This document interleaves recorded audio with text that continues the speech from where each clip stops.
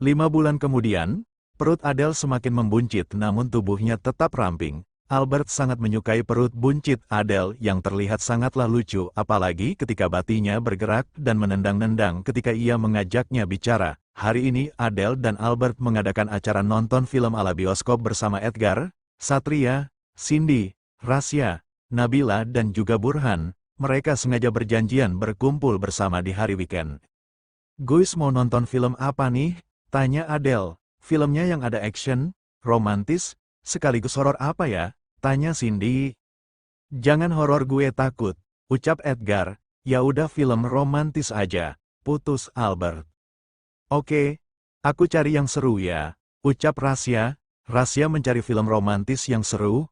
Edgar menatap sekelilingnya merasa ada yang kurang. "Berasa ada yang kurang gak sih?" tanya Edgar. "Popcorn kayaknya," tebak Cindy.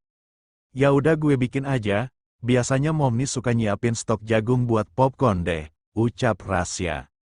"Gue ikut," seru Edgar. "Tinggal beli aja biar gak ribet," saran Burhan. "Kagak usah, orang gampang bikinnya juga," sahut Rasya. "Anjir, perasaan gue kagak enak," ucap Adele.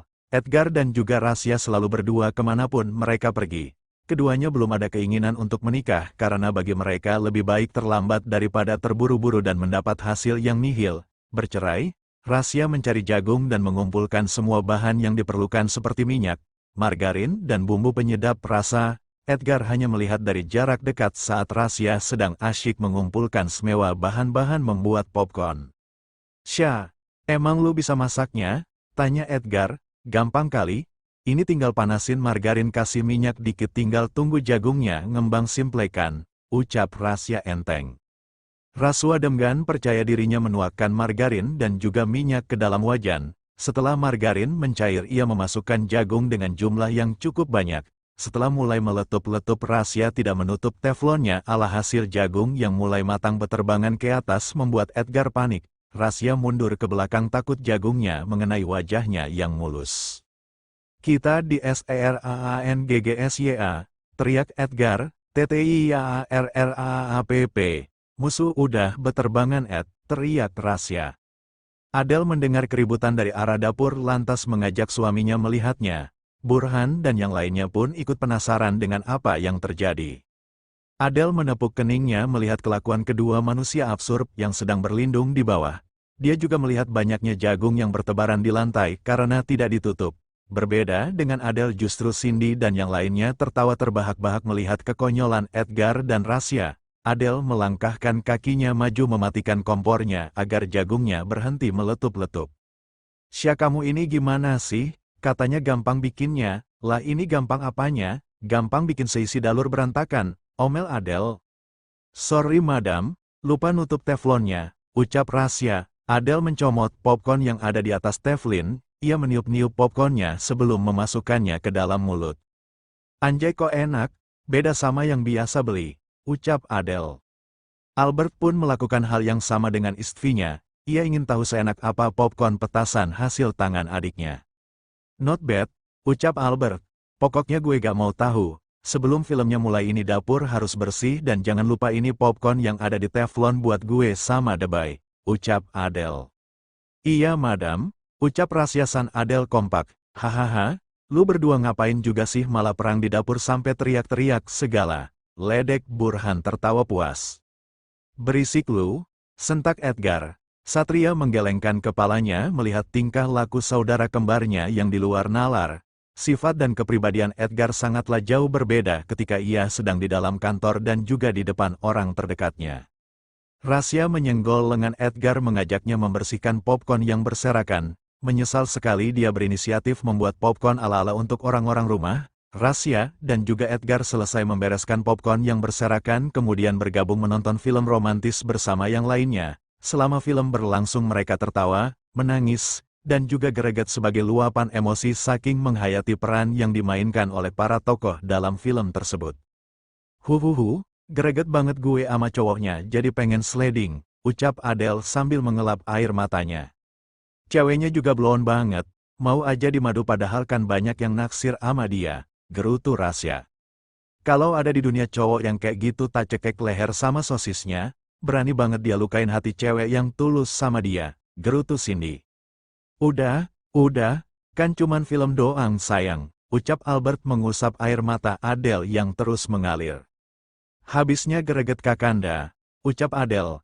Akhirnya film yang mereka tonton pun selesai, tetapi Adele masih saja menangis meskipun filmnya telah berakhir. Udah dong sayang, kasihan dede bayinya Nangi ikutan sedih loh, bujuk Albert. Sesruet, heu iya Kakanda, ucap Adele terbata. Edgar dan Rasya bergidik ngeri mendengar Adele yang dengan santainya mengeluarkan ingusnya yang terkesan dipaksa keluar. Albert membawa pergi Adele ke kamarnya karena ia khawatir Adele akan menangis berlebihan.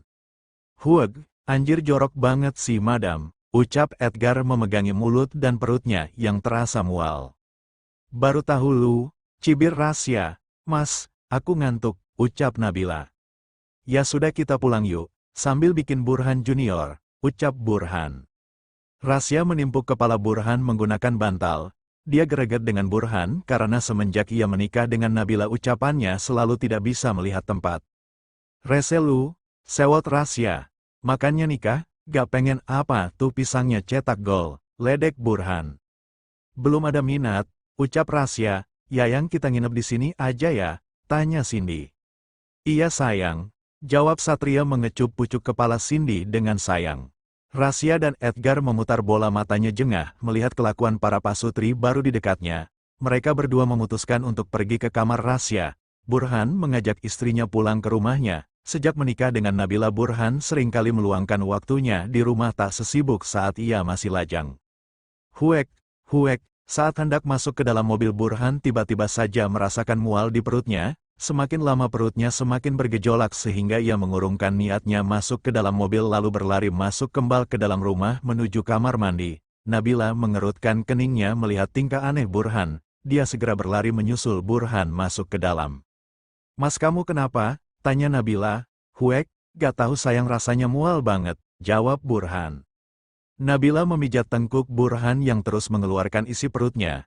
Dirasa sudah tidak mual lagi Burhan memeluk tubuh istrinya. Tubuhnya terasa sangat lemas tetapi saat mencium aroma dari tubuh Nabila seakan memberikan kekuatan padanya.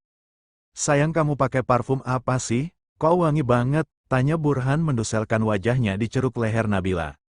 Hari ini aku gak pakai parfum mas, cuman pakai telon bayi habisnya tadi tubuhku terasa gatal kalau pakai parfum takutnya baunya bertabrakan, jawab Nabila.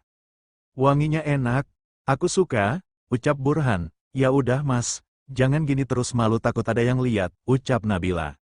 Kenapa sih harus malu? Kan kita suami istri sayang, kesal Burhan.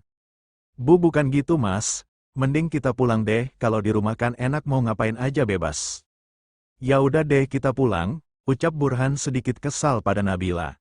Burhan tetap tak mau melepaskan pelukannya dari Nabila sehingga Nabila pun kesusahan. Nabila merasa aneh dengan sikap Burhan yang akhir-akhir ini semakin manja dan juga gampang marah yang mana membuatnya harus terus menyiapkan kesabaran dan juga mental. Di kamar Rasya. Edgar dan Rasya menatap langit-langit kamar dengan pikirannya masing-masing. Mereka berdua seakan sedang berperang dengan isi kepalanya. Syah, panggil Edgar. Apa? Tanya Rasya. Gue ngerasa ada yang aneh dari diri gue, entah perasaan gue aja atau gimana gue tak tahu, ucap Edgar. Emangnya apa yang sedang lu rasain sekarang? Tanya Rasya. Edgar memiringkan tubuhnya, kemudian ia membisikkan sesuatu di telinga Rasya. Rasya membulatkan matanya langsung menatap ke arah Edgar dengan wajah terkejutnya. Lu serius? Tanya Rasya. Beneran? Gue gak berani periksa karena gue takut apa yang gue takutin terjadi, ucap Edgar sedih. Lu udah cerita sama Om Rio atau ke adik lu gak? Tanya Rasya serius. Enggak Syah. Lu tahu gak kenapa gue sering datang ke rumah ini? Tanya Edgar balik. Kenapa emangnya? Tanya Rasya penasaran. Edgar menatap sedih ke arah langit-langit kamar Rasya. Selain ia merindukan ibunya yang belum pernah bertemu dengannya sama sekali. Di sisi lain ia juga mempunyai masalah dengan dirinya sendiri namun ia enggan bercerita pada orang lain. Gue udah anggap nyokap lu kayak nyokap gue sendiri. Setiap kali gue datang ke sini seakan kesedihan yang gue rasakan berkurang, meskipun gue harus jadi korban si madam tetep aja gue seneng. Makasih lu udah jadi sobat kekonyolan gue. masalah yang sedang menimpa gue sekarang hanya lu sama Leo yang tahu, selebihnya gue gak cerita sama siapapun termasuk bokap gue gak mau nambahin beban pikiran Daddy karena selama ini gue pikir Datsi udah cukup menderita. Jelas Edgar dengan mata yang berkaca-kaca. Rasya menatap iba pada Edgar. Dia menepuk pundak Edgar memberikan kekuatan padanya. Rasya pikir Edgar adalah pria yang kuat, namun ternyata ia salah. Ternyata di balik sikapnya yang terkesan dingin dan juga konyol tersimpan luka di dalam hatinya yang tak bisa ungkapkan. Kapanpun lu butuh gue buat sekedar temen cerita atau apapun itu gue pasti siap. Sekarang lu jangan banyak pikiran dulu, lebih baik lu tenangin diri lu Ed, ucap Rasya. Tansya, ucap Edgar.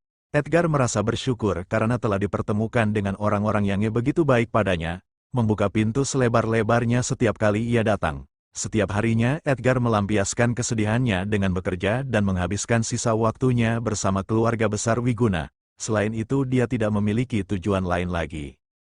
Ya udah lu tidur Gi, udah malam juga gak baik buat kesehatan lu, ucap Rasya. Gue gak bisa tidur Sya, gue kepikiran terus, sahut Edgar. Biar lu gak kepikiran terus, gimana kalau kita main game aja, saran Rasya. Gas lah, seru Edgar. Rasya sebenarnya sudah mengantuk tetapi demi menghibur Edgar dia rela menahan kantuknya. Edgar begitu terlihat bersemangat jadi tidak mungkin Rasya membuatnya kembali bersedih. Untuk pertama kalinya Rasya melihat seorang Edgar bersedih. Selama ini Edgar selalu berusaha terlihat baik-baik saja di depan semua orang, menutupi lukanya dengan sangat sempurna. Sudah sekian lama Edgar menutupi apa yang terjadi pada dirinya tanpa memberitahu ayahnya. Sebelumnya Edgar selalu di bawah tekanan ibu tirinya dan juga kakeknya, jadi sangat sulit jika ia memang ingin menceritakan masalahnya pada Rio. Setelah semua kebenaran terbongkar Edgar semakin tidak ingin bercerita pada ayahnya. Dia cukup tahu bagaimana dalamnya luka yang ada pada hati Rio di mana Rio ditinggal pergi ibunya, dipisahkan dengan istrinya sampai akhirnya ibunya pun ikut pergi meninggalkan Rio untuk selama-lamanya.